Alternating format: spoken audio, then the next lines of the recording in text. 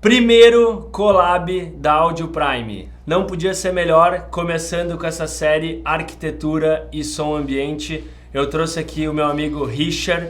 Não perca, esse papo tá demais e eu quero fazer vocês entenderem aonde que o som, o home theater, encontra a arquitetura. Vamos nessa! Fala galera, beleza? Aqui é o Francisco da Audio Prime e hoje nesse primeiro collab aqui da Audio Prime eu trouxe meu amigo, arquiteto e designer de produtos, Richard. E o nosso papo aqui hoje é entender o impacto das caixas de som bookshelves e caixas de som torre na arquitetura. Richard, queria que tu talvez se apresentasse um pouquinho e dando segmento, como é que tu vê essa concepção de projeto quando a gente trabalha com as caixas de som bookshelves e torre? Pessoal, sou Richard agora, arquiteto e designer de produto. Cara, eu e o Chico, a gente tem uma parceria de data, né, Chico? Então, a gente já fez trabalhos pequenos, trabalhos grandes, trabalhos gigantes, trabalhos que deram um prazer muito grande, que rendeu muita grana pra gente, trabalhos que nem foram tanto, trabalho que a gente empatou, trabalho que a gente perdeu. É isso aí. E a nossa parceria tá aí, firme e forte. É verdade. Cara, assim, isso é um assunto bem polêmico, né? De que forma abordar o home theater, por quê? Normalmente a gente tá fazendo um trabalho e é pro casal. O homem quer de um jeito e a mulher quer de outro. Verdade. Porém, nessa área, normalmente, quem manda é o homem. Então, assim, se tu queres agradar o cliente, tenta agradar o homem. Lógico que a mulher sempre vai dar a martelada final, ela que é a prova. Mas tenta agradar o homem. Legal, Richard. É bacana de relembrar alguns projetos que a gente teve, porque eu até vou pedir para botar umas fotos de alguns projetinhos que a gente fez junto.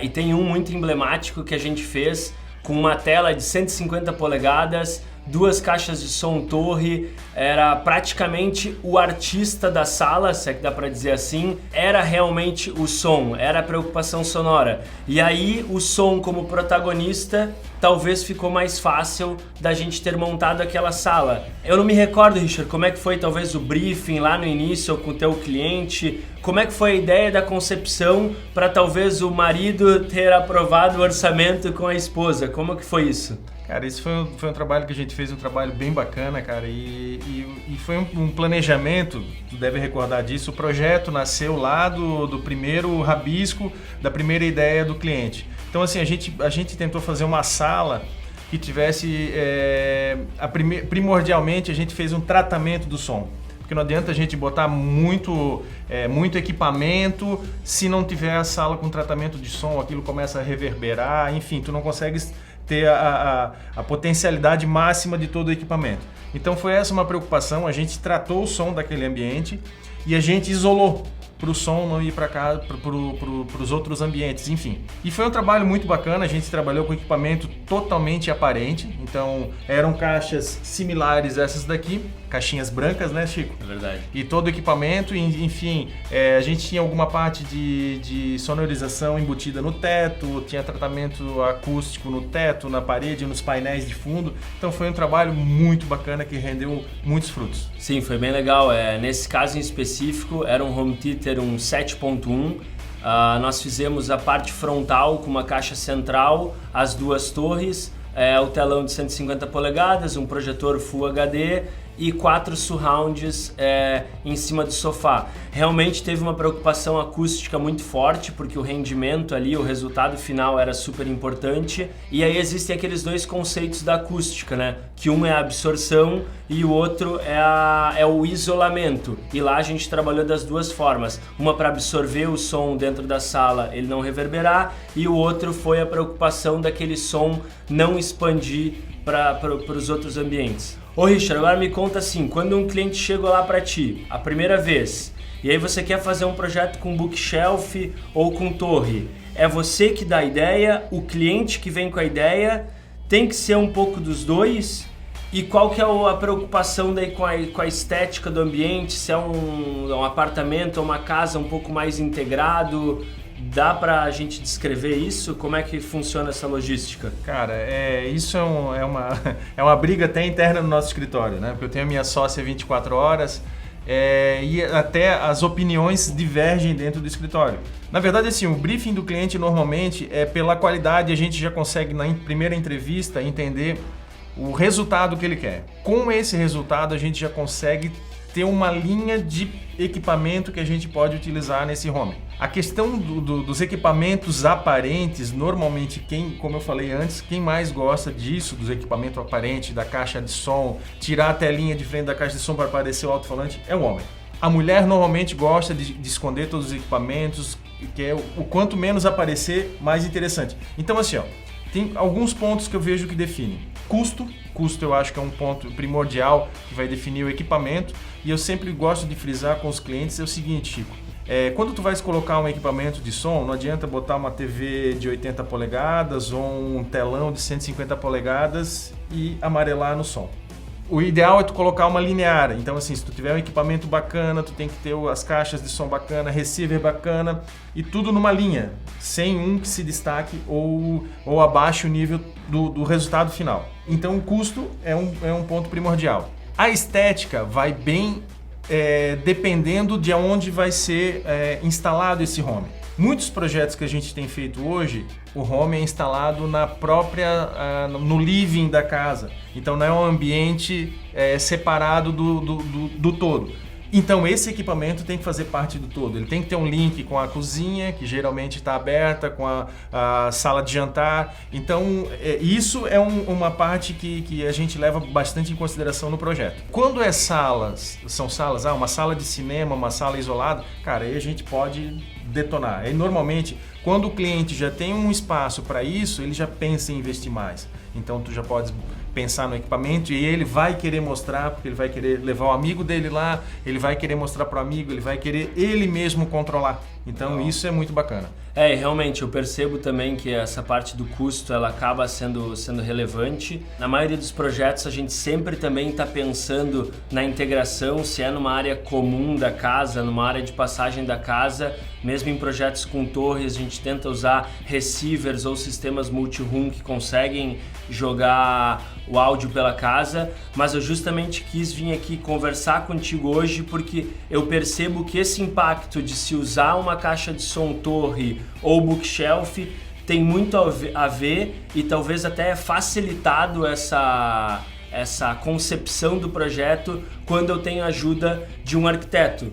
Porque talvez eu vejo que isso viabiliza mais, porque deixa talvez o projeto menos feio. Tu acha que isso faz sentido no que eu tô te dizendo, assim? Porque eu percebo que às vezes, se só eu tento vender esse projeto, vamos dizer assim, às vezes eu não tenho tantos argumentos do que quando eu tô ao lado talvez de um arquiteto para justificar a qualidade, mas que a minha caixa de som ela também entra no ambiente. Qual que seria então a relação de casar a estética com a caixa torre? Seja se a sala ela é dedicada, se ela não é dedicada, é importante casar essa estética? Com certeza, cara, é meio clichê a gente falar assim, mas assim, todo projeto que a gente faz parece um filho que a gente está criando.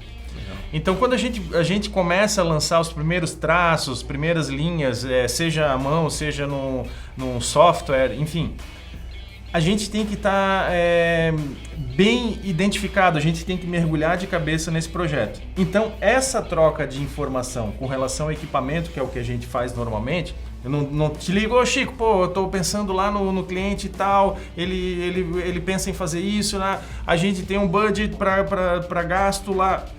Aí a gente consegue chegar numa limiar e chegar num ponto que seja interessante para aquele projeto. Verdade. Bacana tu conseguir conciliar isso tudo, só que num projeto, num geral, por exemplo, quando a gente faz o projeto de um apartamento todo, tu tem que acabar conciliando todos os equipamentos, mas aí a gente não fala só de home, a gente fala dos equipamentos que vão ser usados na cozinha, enfim, equipamento de climatização, então tu tem que conciliar isso tudo e colocar ele dentro dessa planilha que normalmente quem controla a planilha é a mulher. Então ela que vai aprovar ou desaprovar isso tudo. Legal. Richard, então, pra gente finalizar, lembrando que esse aqui é o nosso primeiro vídeo da série. O próximo vídeo a gente vai falar sobre as caixas de som embutidas. Mas Richard, pra gente finalizar, tem algum conselho que tu pode dar para quem tá nesse projeto inicial, ou pensando em usar uma bookshelf ou caixa de som torre no seu projeto, quer ajudar talvez a convencer a parte de arquitetura?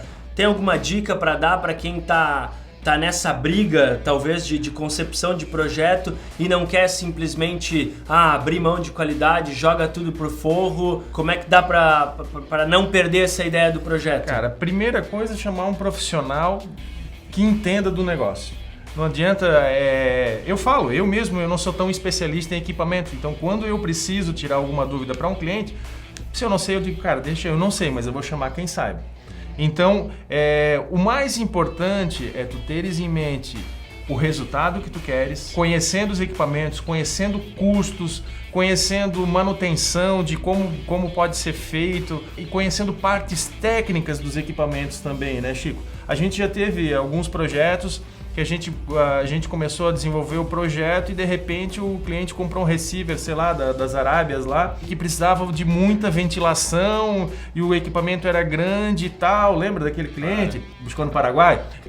Então precisa conhecer esses equipamentos para a gente poder chegar num resultado, e aí isso vai definir muitas das coisas, muitas das diretrizes do projeto, tá? Então por isso que eu digo, um dos primeiros pontos é idealizar e chamar um profissional que entenda do assunto. O Chico é um exemplo. Obrigado. Show de bola, gostei bastante. Galera, é isso aí. Esse formato aqui é muito novo aqui para mim e para todo o pessoal da Audio Prime. Acho que pro Richard aqui também, porque ele tá entrando talvez numa área do som, eu tô entrando um pouco na arquitetura. Mas galera, escreve aqui embaixo o que você achou do vídeo, manda para nós sua dúvida.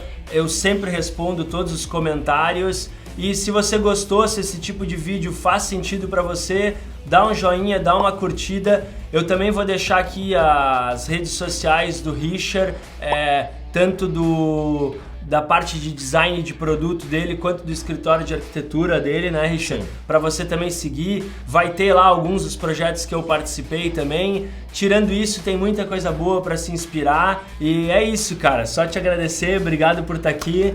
Tamo junto. Vamos para a próxima. Valeu!